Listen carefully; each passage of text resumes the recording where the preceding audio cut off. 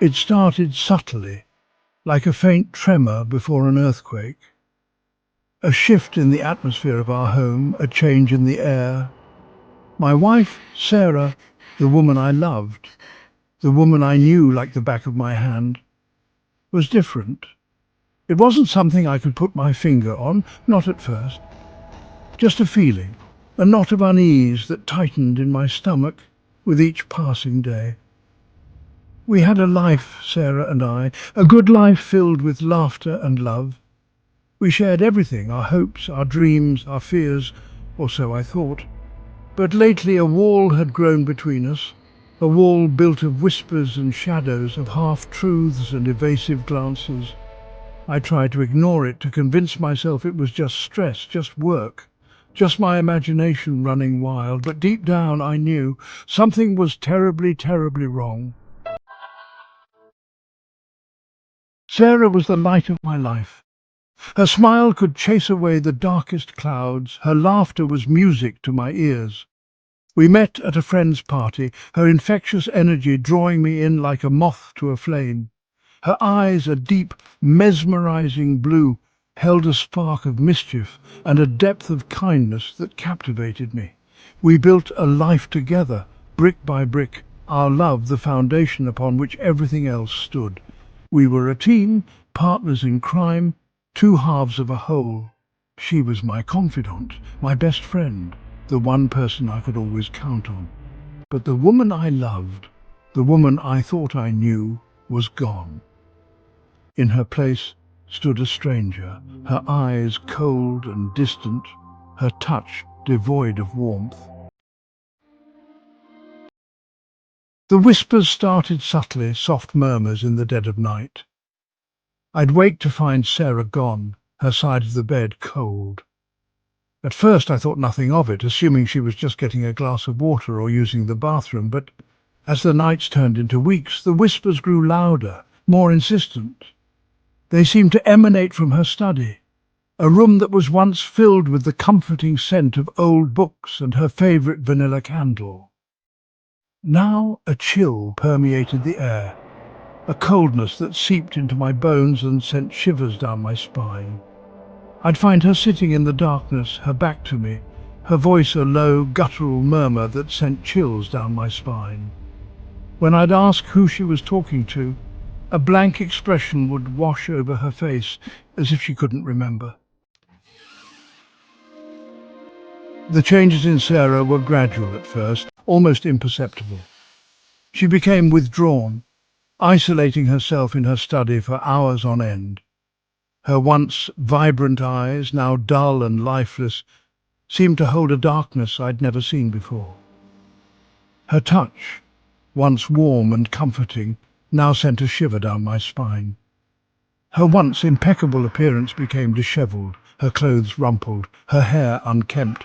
She stopped taking care of herself, her once radiant skin now pale and drawn. The meals she prepared, once made with love and care, were now bland and tasteless, as if her heart was no longer in it. The woman I loved, the woman who had shared my life, my bed, my dreams, was gone. In her place stood a stranger, an imposter wearing her skin. One night, as I lay in bed, my mind racing with unanswered questions, I noticed a faint glimmer of light coming from beneath Sarah's side of the bed. Curiosity getting the better of me, I gently lifted the edge of the mattress. Hidden beneath, I discovered a small, ornate wooden box, its surface intricately carved with strange symbols. My heart pounded in my chest as I reached out and cautiously lifted the box. It was surprisingly heavy, as if filled with something dense and unyielding. As I fumbled with the clasp, a cold dread washed over me, a sense of foreboding that sent chills down my spine. I knew instinctively that whatever lay inside this box held the key to the mystery surrounding Sarah, a truth I wasn't sure I was ready to face. Unable to resist the urge any longer, I slowly lifted the lid of the box. Inside, nestled on a bed of faded velvet, lay a small, tarnished silver mirror. As my gaze fell upon its surface, a gasp escaped my lips.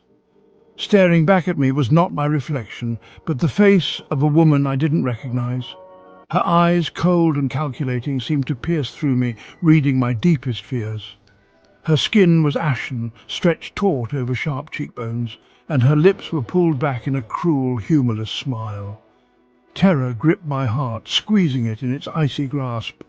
This wasn't Sarah, it couldn't be. But if it wasn't her, then who was this woman? And what had she done with my wife? Desperate for answers, I delved into Sarah's past, poring over old photo albums, letters, anything that could shed light on the mystery. It was in a dusty, forgotten journal, tucked away in the attic, that I stumbled upon the chilling truth. The journal, filled with Sarah's elegant handwriting, detailed a dark and twisted family history. Generations of women in her family had been plagued by a sinister entity, a malevolent spirit that possessed them, twisting their bodies and minds to its will. The spirit, it seemed, was passed down through the bloodline, lying dormant until awakened by a specific ritual. A horrifying realization dawned on me. The strange symbols carved into the wooden box, the whispers in the night, the drastic change in Sarah's behavior. It all pointed to one terrifying conclusion. The entity, the malevolent spirit that had haunted her family for generations, had taken root in Sarah. I was trapped, living with a monster disguised as the woman I loved.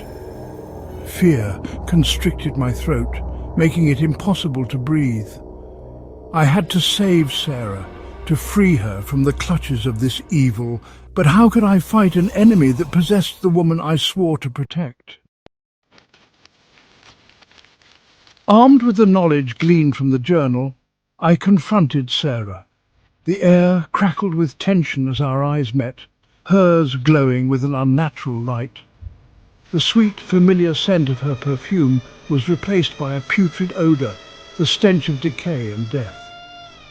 "Sarah, I know what you are," I said, my voice trembling. "I know what you're going through."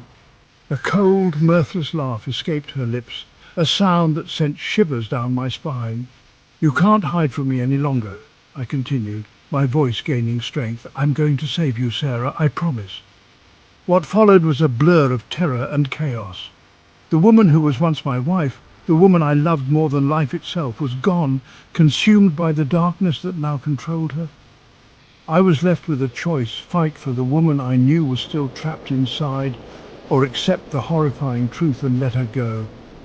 And in that moment I knew what I had to do.